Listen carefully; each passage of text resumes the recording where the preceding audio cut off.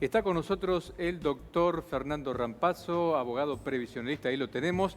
Antes de comenzar, doctor, buen día, ¿cómo le va? Hola, Mauri. ¿Todo Buenos tranqui? días.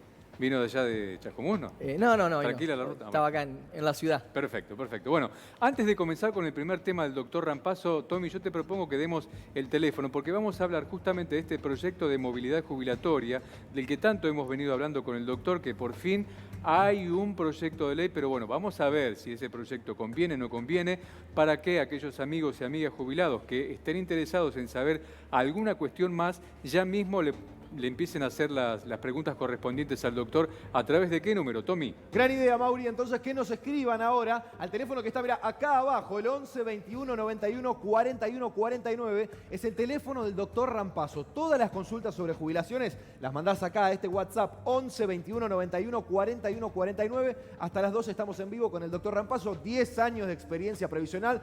Todas las consultas sobre jubilaciones serán respondidas. Muy bien, bueno, doctor. Vamos a comenzar con el primer tema, que es el tema, ¿no? Dicho sea de paso, vamos a mostrar una placa con lo que tenemos para hablar, ¿no? Porque se venía esperando este momento, ¿no? Sí, Mauri, bueno, se venía esperando y es el tema. Y para clarificar un poquito la cuestión, antes de comenzar con las particularidades del proyecto, sí.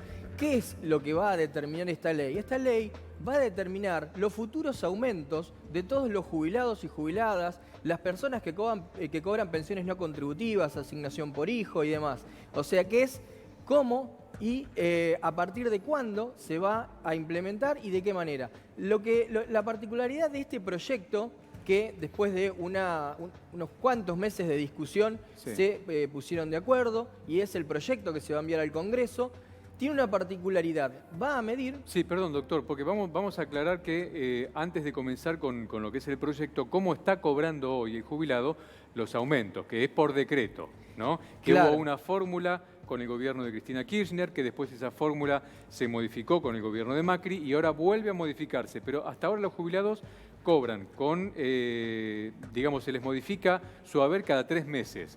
El último mes sería ahora el mes que viene, diciembre, ¿verdad? Por decreto. Exactamente. Nosotros tuvimos la primera ley de movilidad de los últimos tiempos, sí. del 2009, ¿sí? Rigió prácticamente hasta el 2017, que fue modificada. Esa ley, la que rigió durante el gobierno de Cristina Kirchner, fue una ley que no fue cuestionada judicialmente. Sí. Fue una ley en la que los jubilados prácticamente le ganaron a la inflación en casi todos los periodos. Hubo un periodo muy pequeño en el que no le ganaron a la inflación, pero fue una muy buena ley, una Bien. Muy buena fórmula de movilidad. Después se modificó, Mauricio Macri modifica la ley.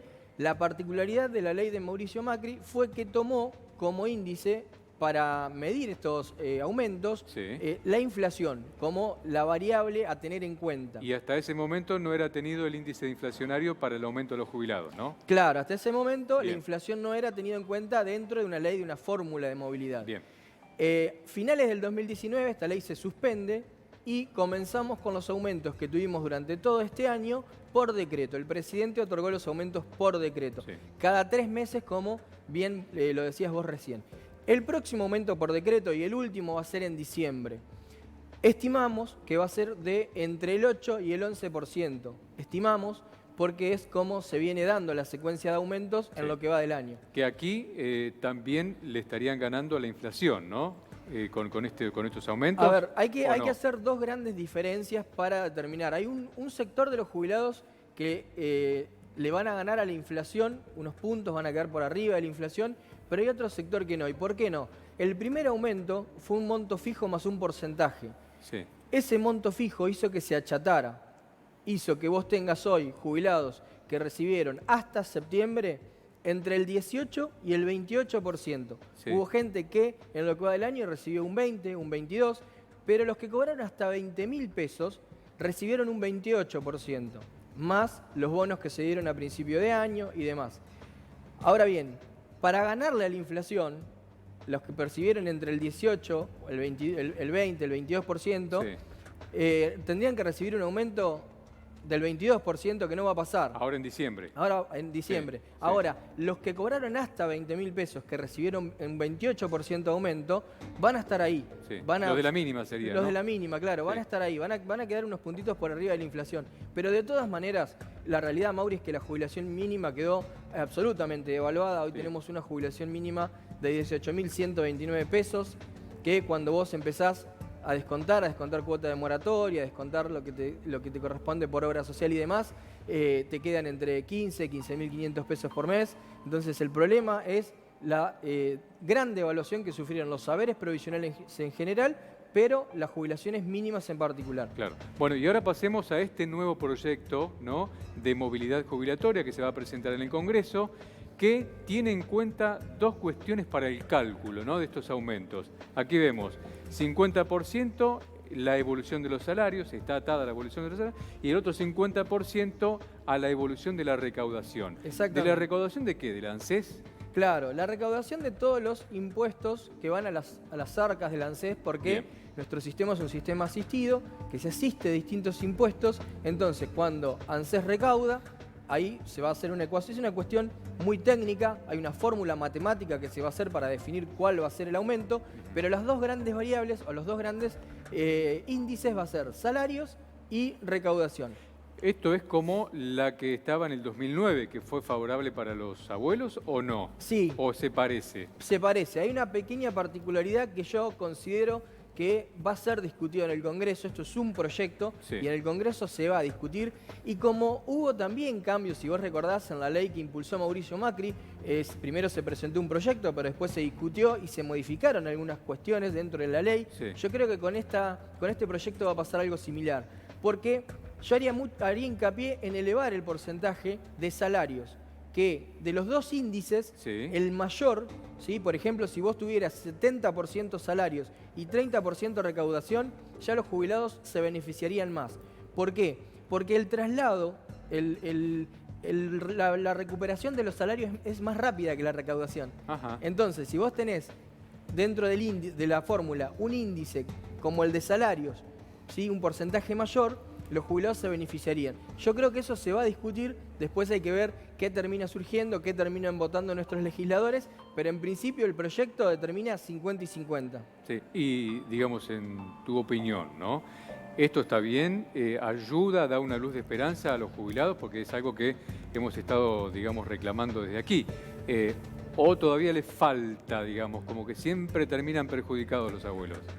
Dos cuestiones. En lo particular, no recupera el 30% que se perdió del 2017 para acá. Primer punto. Sí. Va a haber jubilados que van a ir a reclamar ese 30% a la justicia. La litigiosidad previsional no la van a... O sea, no está en agenda poder frenarla. Eso no va a pasar. Sí. El jubilado que considere que quiere reclamar, va a reclamar. Eso por un lado. Por otro lado, el éxito o no de esta ley depende de la economía argentina en general. Si nos va bien a todos, si la economía argentina tracciona, se pone en marcha, los salarios empiezan a recuperar su poder adquisitivo, también lo van a hacer las jubilaciones. En cuanto y en tanto no se recupere la economía argentina, la productividad, la producción argentina no empiece a generar recursos genuinos, tampoco lo va a hacer el sector de los jubilados. Lo que dicen aquellos detractores de este proyecto es que, claro, no tienen en cuenta el índice de inflación para calcular los saberes de los jubilados, y aquí sabemos que la inflación es alta año a año, entonces siempre van a perder los jubilados. Eso es lo que dice, por ejemplo, la oposición, que no está de acuerdo con esto. ¿Qué dice usted, doctor? Si vos recordás, Mauri, yo en varios programas planteé la posibilidad de incluir dentro de la ley una cláusula, que le dé la facultad, ejemplo ANSES, si la inflación supera o pierden poder adquisitivo los jubilados por inflación, se pueda automáticamente recomponer con algún bono, con algún... Sí. pero que esté dentro de la ley, que no quede a discreción del organismo. Claro, Bueno, que esto a su vez establezca una especie de cláusula gatillo, si se quiere. Una especie de cláusula gatillo. Sí. Esto por ahora no está en el proyecto, por eso te digo que va a haber modificaciones, no lo descarto, pero la otra cuestión a tener en cuenta es que el Ejecutivo a través de ANSES puede pagar bonos de carácter extraordinario, como lo hizo a finales y a principios del año pasado. Si vos recordás, los jubilados de la mínima tuvieron dos bonos, uno en diciembre y uno en enero, por fuera de la ley. Entonces, independientemente de la ley de movilidad, llegado el momento de que tengas un pico inflacionario, el Poder Ejecutivo a través de ANSES lo puede hacer sin ningún problema, independientemente de lo que establezca la ley. Claro, el otro día estuvimos en la oficina del ANSES, ¿no? Y ahí con Fernanda Raberta que comentaba, ¿no? Por supuesto defendiendo este proyecto de ley, que los jubilados van a estar mejor que con el proyecto anterior, ¿no? Que justamente este 50 y 50 es beneficioso, que nada que ver con lo que dice, por ejemplo, los opositores, en fin. Defiende dentro de todo, y hay algo que decía que están tratando de coordinar porque es un aspecto técnico. Este proyecto de ley establece que haya 2 aumentos anuales, uno en marzo y otro en septiembre. Si esta ley sale ahora a fin de año, en diciembre, en los próximos días, debería ajustarse el primer aumento que se va a dar en marzo con este último por decreto que se va a dar en diciembre. Entonces, ese es un aspecto, digamos, más bien técnico que hay que tener en cuenta, porque de diciembre a marzo no hay 6 meses, hay 3 meses. Sí. Entonces, ¿cómo se podría solucionar eso? Exactamente. Y otra de las cuestiones por las que se puede llegar a solucionar, que está en estudio dentro del gobierno, va a depender mucho del último aumento del año. No es lo mismo un 8 que un 11, aunque parezca en números una cuestión muy fina, va a depender de ahí. ¿Por qué? Porque el problema que tuvimos con las 2 leyes, tanto la de Macri como la suspensión del 2019, fue el empalme. Cuando pasamos de una fórmula a otra o de una fórmula suspendida a los aumentos por decreto, dejaron siempre un semestre devengado atrás. Y eso es lo que hoy va a generar litigiosidad. Por eso es muy importante cómo articulan, cómo ponen en práctica, en vigencia esta nueva ley. Y algo que te quiero remarcar que no es menor, a mí particularmente me gusta esta ley y la defiendo, pero porque con fundamentos. Porque cuando hablamos de movilidad jubilatoria no es lo mismo que ajuste por inflación. Cuando hablamos de movilidad es que la jubilación sea proporcional al salario que cobra el trabajador en actividad. Y si vos tenés una ley de movilidad que solamente te contempla la inflación, no te está teniendo en cuenta el salario del trabajador en actividad. Claro, porque se supone que uno de jubilación debe cobrar un X porcentaje del sueldo que tuvo cuando aportó, ¿verdad? Claro, nuestra Corte Suprema, que es quien interpreta nuestras normas, ha dicho en reiterados fallos que la jubilación es la contracara del salario. Entonces, tiene que haber sí o sí una proporcionalidad, tiene que haber una equivalencia entre cuando el paso del trabajador al paso de la pasividad del beneficio previsional. Y teniendo una ley de movilidad que esté atada, que tenga dentro de su índice el salario, es muy importante y también, por supuesto, que lo voy a defender. Bien. Doctor, está explotando el WhatsApp de preguntas, vamos a tratar de responderlas todas, así que Tommy, podemos responder alguna que otra preguntita, leerlas y así el doctor la puede responder. Vamos con la primera, Barbie, a ver para el doctor. Acá nos dicen, tengo mi trámite de jubilación en estado de verificación. ¿Qué significa, doctor? Bueno, verificación quiere decir que el organismo está chequeando, está yendo a las empresas a verificar los aportes que presentó en su trámite de jubilación. Esto puede pasar en la mayoría de los trámites de gente que tiene aportes, pero particularmente pasa mucho en aportes de gente que tiene aportes en, se llama casa particulares o servicio doméstico, donde tienen que ir empleador por empleador a chequear que esos aportes hayan sido prestados de manera real. Una vez que terminen de hacer la verificación de todos esos aportes, ahí ya va a estar mucho más cerca de cobrar su jubilación. Perfecto, ¿vamos con otra consulta? Sí, una más. A ver, por acá, doctor, dicen, inicié un reclamo por reajuste de mi jubilación y me piden que firme un formulario de guarda de documental. ¿A qué documental se refiere, Javier? El formulario de guarda de documentación se lo puede pedir el organismo para distintos trámites, no solamente por reajuste, sino también para un trámite de jubilación o de pensión.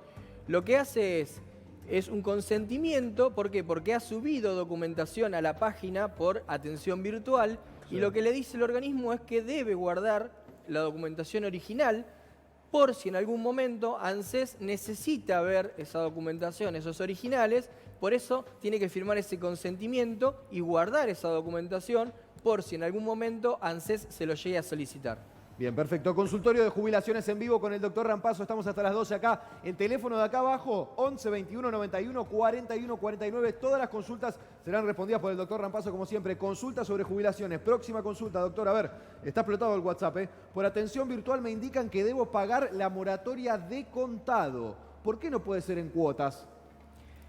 En ese caso, ANSES le solicita o le pide que pague la moratoria de contado y no en cuotas porque debe cobrar un beneficio que supera la mínima. En ese caso, claro.